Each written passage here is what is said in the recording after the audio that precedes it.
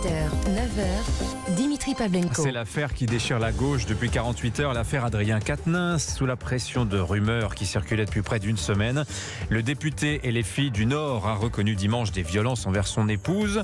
Il s'est mis en retrait de sa fonction de coordinateur de la France Insoumise et le parquet de Lille a ouvert une enquête hier à son encontre. Fin de l'histoire, mais que nenni. Débat très vif chez les Insoumis dès lors que certains cadres, à commencer par Jean-Luc Mélenchon lui-même, ont semblé davantage regretter la perte d'un camarade talentueux que la gifle et les autres violences assénées à Madame Quatennens. Vous allez voir que cette histoire, en fait, c'est une réflexion sur la Révolution, d'une certaine manière, que nous allons conduire avec nos deux éditorialistes du jour, honneur aux dames. Bonjour Eugénie Bastier. Bonjour Dimitri. Essayiste, journaliste au Figaro. C'est ça votre titre exact? Non, c'est pas ça. Non, vous êtes responsable des pages JD au Figaro. Journaliste aux pages JD du Figaro. Voilà, très bien. Et passionnante interview, je le signale d'ailleurs aujourd'hui, de Jean-Louis Bourlange à propos des 30 ans de Maastricht, et c'est vous qui l'avez interviewé, et c'est remarquable, vraiment remarquable interview. François Calfon est aussi avec nous. Bonjour François, éditorialiste politique, membre du bureau national du Parti Socialiste. Alors vous, membre du bureau national du PS, parti qui s'est doté, j'ai vu ça cet été, d'une commission, je crois, pour traiter les affaires de VSS, comme on dit désormais, violences sexuelles et sexistes. Juste pour donner un petit peu l'ambiance, je lisais le papier que Libération a consacré hier à l'affaire Quatennens. Ça sonnait comme sa nécrologie. On avait l'impression qu'il était mort, Adrien Quatennens.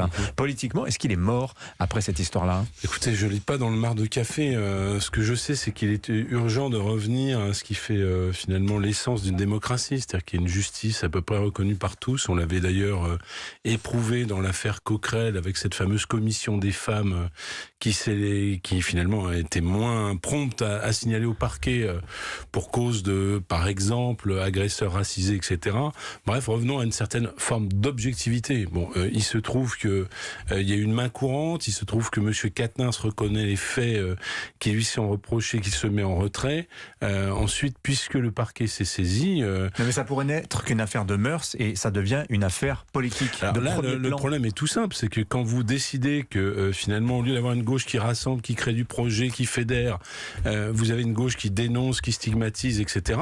Il est un jour où l'arroseur est arrosé. C'est-à-dire que tous ces gens, moi j'ai toujours été assez prudent dans ces affaires-là, non pas que j'ai une quelconque tolérance vis-à-vis des violences faites aux femmes, mais parce que je pense qu'il y a une justice. Vous voyez, il y a 3 pouvoirs, on a appris ça à l'école et c'est plutôt sain.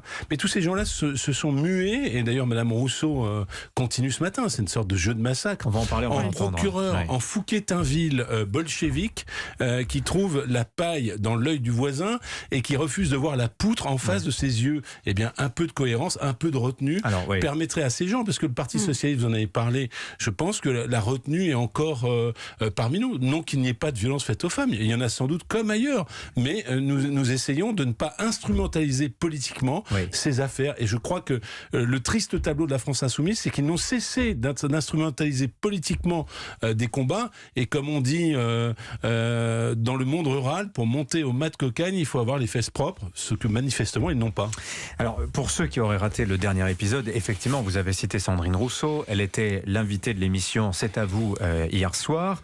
Et Sandrine Rousseau a affirmé avoir reçu chez elle très longuement une ex-compagne de son co-religionnaire d'Europe Écologie Les Verts, Julien Bayou. Je vous propose de réentendre ce que disait Sandrine Rousseau. J'ai reçu cette femme, elle était déprimée, voire vraiment très mal, très très mal. D'ailleurs, elle a fait une tentative de suicide quelques semaines après, tellement elle allait mal. Et donc, oui, voilà, je pense qu'aujourd'hui, ça fait partie des questions qui vont venir sur la table. Et éventuellement, voilà, Julien Bayou qui devra renoncer peut-être à ses fonctions au sein de votre parti. On verra, step by step. Voilà, step by step. C'est incroyable. Cette déclaration est incroyable, parce que ce que dit Sandrine Rousseau, c'est que avoir rendu malheureuse sa femme devrait vous valoir le fait de ne plus exercer de fonction politique. C'est quand même, quand on y pense, hallucinant. Il y a le privé d'un côté et le politique de l'autre, même si je sais bien qu'aujourd'hui, à la gauche radicale, le slogan c'est le privé et politique, et on en voit bien les limites aujourd'hui. Oui. Et moi, je précise juste qu'au Figaro, c'est une affaire au long cours, cette histoire Julien Bayou. À votre journal Le Figaro, Julien Bayou avait évoqué cette histoire de sa compagne qui allait mal, et il avait évoqué, venant d'elle, une rancœur qu'elle ne cache pas, puisqu'elle m'a clairement écrit. Oui, bien sûr, elle a écrit. Voilà. 3 jours après avoir saisi la commission interne d'Europe Écologie Les Verts, inquiète-toi, je vais revenir et en force, la chute va être douloureuse. Voilà ce que cette même femme évoquée par Sandrine Rousseau écrivait à son ex-conjoint Julien Bayou. Ce qui est compliqué dans ces affaires, c'est de démêler les assauts de vertu de la lutte politicienne et de la conquête du pouvoir. C'est aussi de la part d'une génération de militantes à la France Insoumise une volonté de prendre le pouvoir et d'évincer les mâles blancs du pouvoir, ça c'est certain. Mais moi, évidemment, le geste de Quatennens est inexcusable, on ne gifle pas sa femme, un homme ça s'empêche. Cependant, il y a 3 choses qui me gênent dans cette affaire. La première, c'est déjà le déballage de l'intimité. Moi, je revendique, comme le dit mon amie Elisabeth Lévy, le droit de ne pas savoir. Il y a quelque chose de gênant dans ce communiqué d'auto-accusation qu'il a fait sur les réseaux sociaux, où il s'est quasiment auto-inculpé. Et je trouve ça assez gênant. Ensuite, ce qui me dérange, évidemment, c'est cette espèce de lynchage sur les réseaux sociaux. Il a beau être sans doute coupable, je n'aime pas ces effets de meute et je ne vais pas jeter ma pierre en plus. Ouais. Et ces affaires, à mon avis, doivent se régler devant les tribunaux et pas sur la place publique.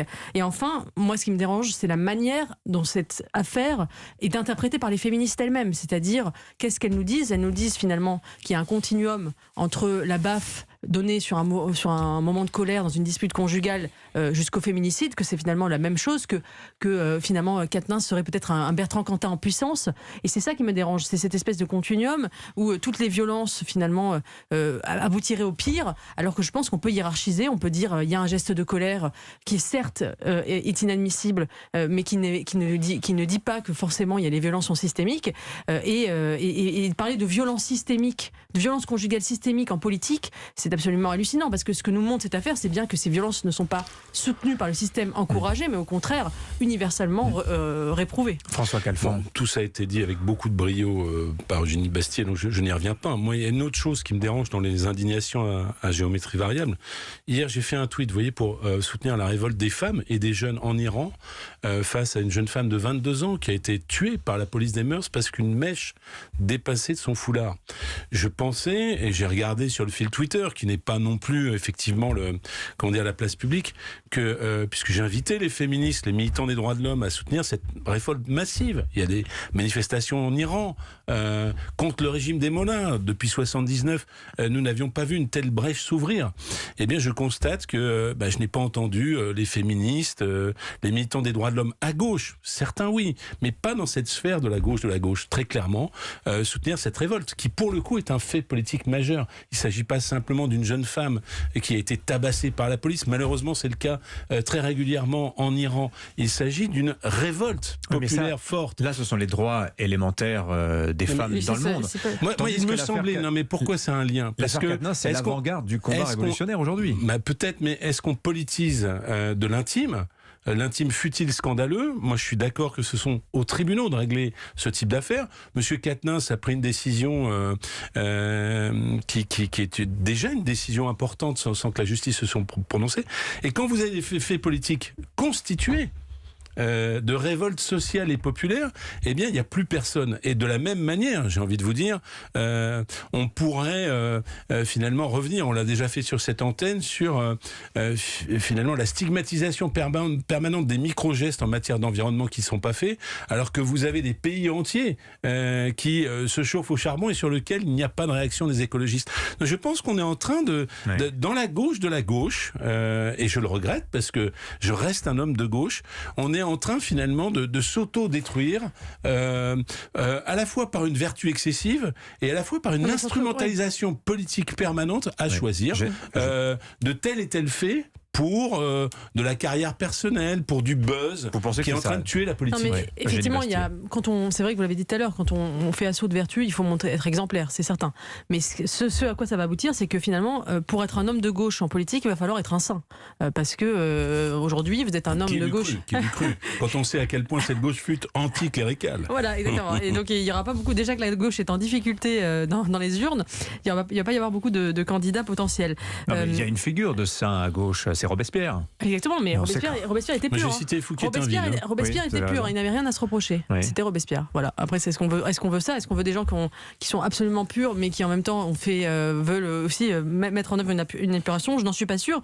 Après, je pense qu'il y a les faits, et puis il y a aussi donc cette guerre de pouvoir au sein de la France insoumise.